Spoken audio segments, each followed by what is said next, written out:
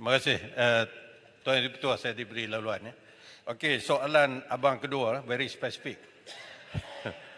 Dalam salah satu daripada 11 alasan kenapa Bagan Datuk perlu dilepaskan yang dikemukakan oleh AG, alasan nombor 9 berbunyi, saya baca, dakwaan dalam representasi Datuk Seri Zahid bahawa ada pendakwaan terpilih selective prosecution daripada rejim kerajaan sebelum ini.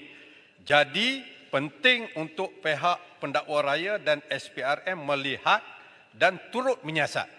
Soalan saya, adakah ini merupakan satu isyarat baru daripada kerajaan Madani? Kalau sekiranya ada representasi mengatakan seseorang itu dituduh secara pendakwaan terpilih, kes itu akan dihentikan dan ianya akan diminta DNAA dan sebagainya untuk dikaji dan disiasat semula. Yang keduanya saya nak tanya Yang Berhormat Menteri, jelas soalan kedua, adakah Yang Amat Berhormat Tambun akan hadir ke Parlimen untuk memberikan penjelasan mengenai isu DNAA seperti mana kenyataan beliau pada hari Jumaat baru-baru ini? Terima kasih. Yang Berhormat Menteri, beri laluan. Terima kasih abang keduaku. Okey, macam inilah saya nak jawab. Sebenarnya alasan yang disebut oleh Jabatan Peguam Negara ataupun Peguam Negara ialah keputusan yang dibuat oleh Peguam Negara pada 4 bulan. Itu adalah hari ini mantan Peguam Negara. Sebenarnya saya nak sebut di sini Tuan Speaker, saya memang tak boleh jawab justifikasi Peguam Negara sebab saya sebut dalam perlembagaan, tak ada apa-apa dalam perlembagaan ini yang saya sebut tadi dalam 145 ni menyatakan bahawa kuasa budi bicara Peguam Negara dan Peguam Negara harus melaporkan kepada Menteri Kabinet atau Perdana Menteri, tak ada langsung. Jadi saya tak boleh jawab bagi pihak dia. Sebab budi bicara yang saya sebut tadi tu, saya pegang pada pangkal ayat dia budi bicara ialah budi bicara ni budi bicara yang diberi oleh perlembagaan yang mana dia boleh mendakwa dan menarik pendakwaan. Itu hak dia dalam perlembagaan. Sampailah hari kita di dalam parlimen ini bersetuju untuk membuat pindaan kepada perlembagaan. Nak menentukan apakah sebenarnya bearing yang boleh. Ada sebut moratorium, ada sebut kes politik boleh, ada kata kes, saya tak tahu. Itu sebab jawatankuasa hak yang mana Yang Berhormat sahabat-sahabat saya belah sana menjadi ahli, kita meletakkan dalam 2 task force, iaitu empirical study dengan di segi regulasi untuk menilai semula.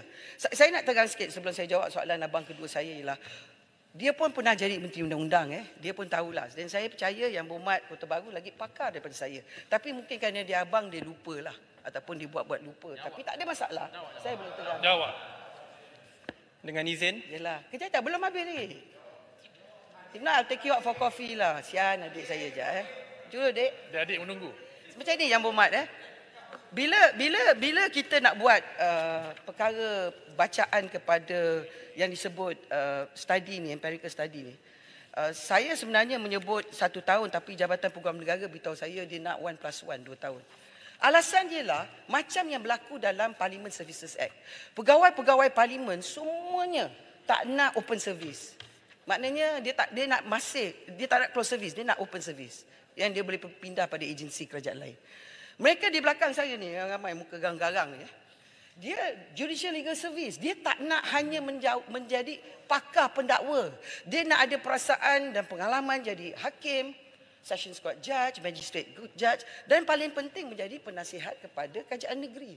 Sebab pengalaman ini akan memberi mereka satu karier yang begitu hebat. Jadi saya pun rasa kerajaan Madani ini kerajaan mau berlaku adil. Kita tidak akan paksa, kita akan dengar rintahan mereka. Jadi saya nak bagi jawapan kedua saya. Format di United Kingdom. United Kingdom ni dia punya peguam negara bukan orang politik, dia ada undang-undang khas. Sebab dia nak tentukan bahawa peguam negara tu dalam melaksanakan kuasa dakwaan tu, dia adalah kuasa dakwaan yang terkawal. Walaupun dia ada budi bicara, tetapi budi bicara ni ialah budi bicara yang terkawal.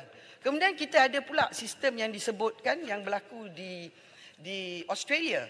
Australia punya peguam negara tu dia boleh menjadi juga front bench menteri kabinet.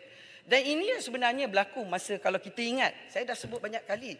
Kita pernah ada Menteri UMNO Tan Sri Hamzah, arwah Tan Sri Abu Kadir, Tan Sri, 2 menteri kabinet daripada front bench daripada UMNO. Kalaulah kata hari ini Yang Berhormat Perdana Menteri membuat keputusan bahawa kami ni, salah satu pada kami, mungkin saya lah, jadi peguam negara. Kuasa yang ada dengan saya bukan saja menasihati kerajaan tetapi menentukan pendakwaan bukan pendakwaan.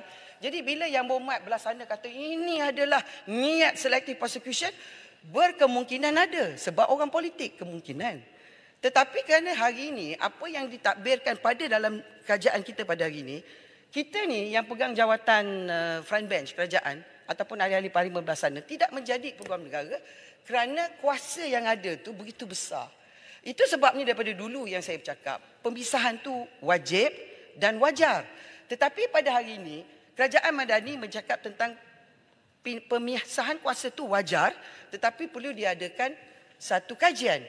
Sama ada pindaan itu wajib, perlu dibahas di dalam parlimen kerana parlimenlah yang akan menentukan di bawah perlembagaan untuk mengubah undang-undang itu ataupun memberi tafsirannya baru ataupun membuat pindaan kerana yang menentukan penentu pada hala tuju sistem keadilan dalam negara kita ialah kita dalam sebagai ahli parlimen. Itu sebabnya di sini pindaan perlembagaan ialah 148. Kalau kita ni 148 dah nak dapat, saya ni reformasi institusi semua saya nak buat. Tiba-tiba 148 turun 147. Macam mana saya nak dapat? Besok lusa ada yang diajak bercinta lagi 7, 8, 9, 10. Macam mana nak buat reformasi institusi kalau parlimen tidak stabil kerana kerajaan tidak dapat membuat pindaan pada perlembagaan. Saya tak tahu, mungkin sahabat saya belah sana, abang saya nombor 1, abang saya nombor 2 akan memberikan komitmen. Kami akan memberikan persetujuan kepada semua pindaan perlembagaan. Itu dia katalah kemungkinan. Tapi saya tak tahu mungkin ke tidak. Tapi untuk berlaku dia perlu kita buat kajian. Ketiga, Yang Berhormat tanya saya, adakah Yang Amat Berhormat Perdana Menteri akan menjawab? Tuan punya badan ada di sini. Saya bukan Perdana, dia buat good tu dia jawab lah. Besok, insyaAllah 2,5 ke 3,5. Jadi soalan-soalan tu mungkin Yang Berhormat boleh tanya. Tetapi komitmen daripada kita, kerajaan hari ini, kita akan menentu bahawa kita perlu berlaku adil. Supaya study ini kita akan buat dan saya percaya bahawa di dalam jawatan kuasa kita ni kita ada timbalan saya, Tuan Ram Kapal Singh, Tuan William Leong daripada Selayang, Tuan Sani Zvaran, Rayan daripada Ahli Parlimen Julutong, Datuk Wira Masemenyati daripada Ahli Parlimen Masjid Tanah. Kemudian kita ada bersama kita Yang Berhormat Datuk Cik Muhammad Zulkifli, Ahli Parlimen Besut dan juga wakil-wakil daripada Jabatan Peguam Negara, Bahagian Hal Dewan Undang-Undang, Suruhanjaya, Perkhidmatan Kehakiman dan Perundangan, SPKP, Kementerian Kewangan, MOF dan Jabatan Perkhidmatan. Tuan Speaker, kalau kita berjaya membuat pindaan kepada Parliament Services Act, kita juga memerlukan 2/3 undi daripada Parlimen. Tetapi implementasinya, Tuan Yang Di-Pertua, akan memakan masa antara 2 hingga 3 tahun.